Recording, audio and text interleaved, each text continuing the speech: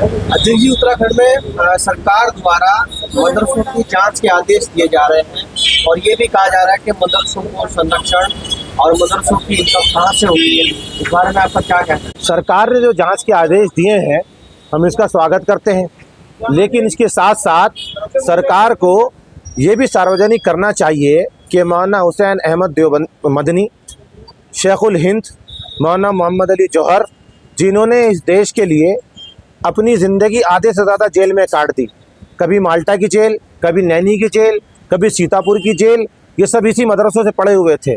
सरकार को ये भी बताना चाहिए कि वीर अब्दुल हमीद इसी मदरसे से पढ़े थे।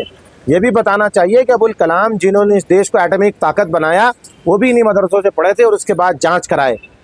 और सिर्फ केवल इसी की जांच नहीं होनी चाहिए, जांच इसकी भी होनी चाहिए कि मनरेगा के तहत कितने मजदूरों को काम मिला, भोजन माताओं के भत्ता पहुंचा या नहीं पहुंचा। आज अर्दली से लेकर चीफ सेक्रेटरी तक के दफ्तर ठेके पे चल रहे हैं। पूर्णकालिक लोकायुक्त की नियुक्ति करके इन चीज़ों की भी जांच होनी चाहिए। तो हम मदरसों की जांच का भी स्वागत करें। आज सुबह मस्जिद में एक मीटिंग का आयोजन किया गया था। मीटिंग किस विषय में आज की? देखिए, आपका ये सवाल का जवाब रह गया था कि आप पूछ रहे थे कि इसमें फंडिंग की भी बात होगी। फंडिंग मुसलमान अपनी मेहनत की कमाई इन मदरसों में देता है। मैं बताता चलूं, मुसलमानों को अपनी इनकम का 2.5% सामाजिक कार्यों में, उत्थान में लगाना अति आवश्यक है। और मदरसों में अक्सर गरीब और यतीम बच्चे पढ़ते हैं, यहीं से इन मदरसों की कमाई का स्रोत है। इसके अलावा इन मदरसों की कमाई का कोई स्रोत नहीं है। बड़े दुख का विषय यह है, अबुल कलाम एजुकेशनल योजना के तहत जो एड केंद्र सरकार के द्वारा आया करती थी मुस्लिमों के, अल्पसंख्यकों के उत्थान के लिए, उसे भी कम कर दिया गया है। लेकिन मुख्यमंत्री जी को इसकी जांच करानी है। जहां तक मीटिंग का सवाल है, उसमें हम लोगों ने ये तय किया है कि क्योंकि सरकार का आदेश है और हम कानून को मानने वाले लोग हैं, इस जांच में हम पूर्णतः सहयोग करेंगे।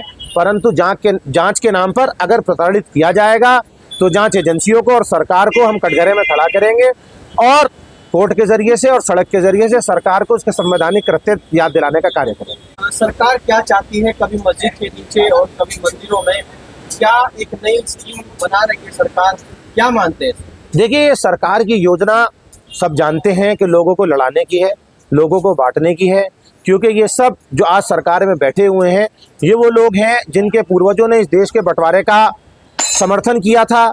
ये वो लोग थे जो इस देश को बंटवाना चाहते थे। आज भी यही लोग इस देश में तफरका फैलाना चाहते हैं, हिंदू मुस्लिम के नाम पर बांटना चाहते हैं।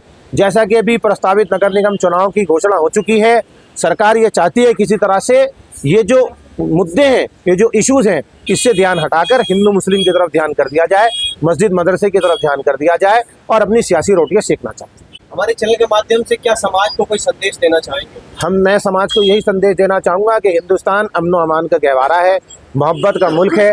हमें कानून का पालन करते हुए और हिंदू मुस्लिम सिख ईसाई आपस में भाई भाई की तरह रहते हुए इस देश को आगे बढ़ाना है, ताकि ये देश वास्तव में महान बन सके।